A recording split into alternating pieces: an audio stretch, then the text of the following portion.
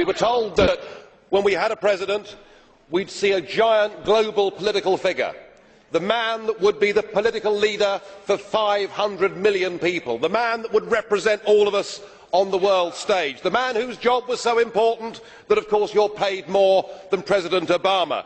Well, I'm afraid what we got was you.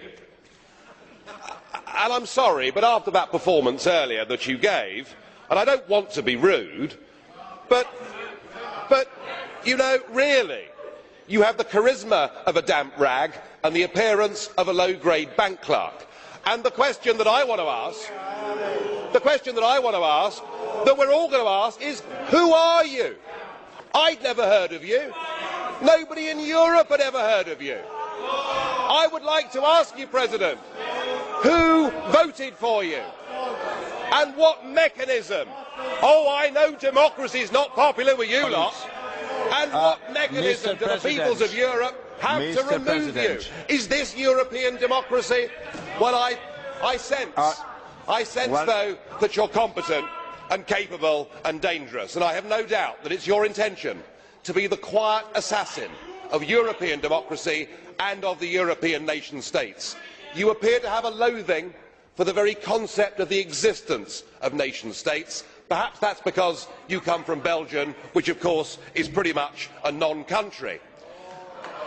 But since you took over, we've seen Greece reduced to nothing more than a protectorate. Sir, you have no legitimacy in this job at all, and I can say with confidence that I can speak on behalf of the majority of the British people in saying we don't know you, we don't want you, and the sooner you're put out to grass, the better. Well, as you said, Mr. President, you wouldn't like to be rude, and I prefer to go ahead with this statement. I'm very disappointed with you, President Buzek. It is not acceptable that in this Parliament a group chairman not only criticises the President of the Council, but calls him a wet rag.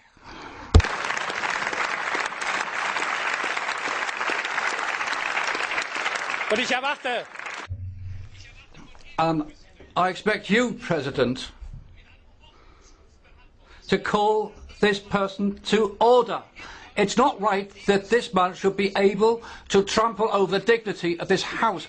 Joseph Dole, it's not just a case of getting or allowing the UK to leave the EU. It would be better for Mr Farage to resign if the European Union and the European Parliament are such bad things in his eyes. Thank you, President.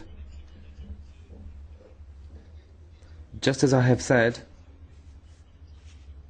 to President Farage previously, 2 months ago, and today I repeat this, these type of addresses, which are character assassinations of individuals, are inadmissible in the European Parliament, and I spoke to Mr Farage about it and I drew his attention to it. Mr Schulz, I'd like to say that this is how I work, and that's my way of going about it.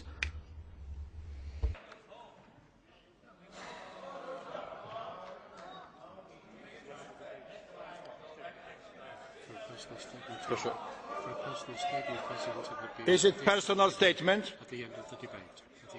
Bardzo proszę. The floor is yours.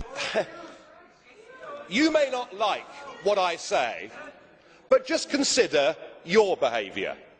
You, after the Irish people in a referendum voted no, said that our group had opened, by supporting the no vote, that we'd opened the door to fascism. You said that we had behaved as a group in the Parliament like Hitler and the Nazis in the Reichstag. We've been called by Danny Cohn-Bendit mentally weak. You know, it has to be, it can't be one way. It is not a personal statement. Mr.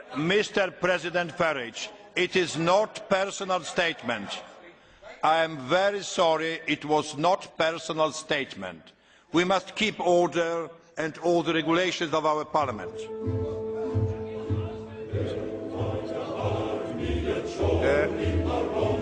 The next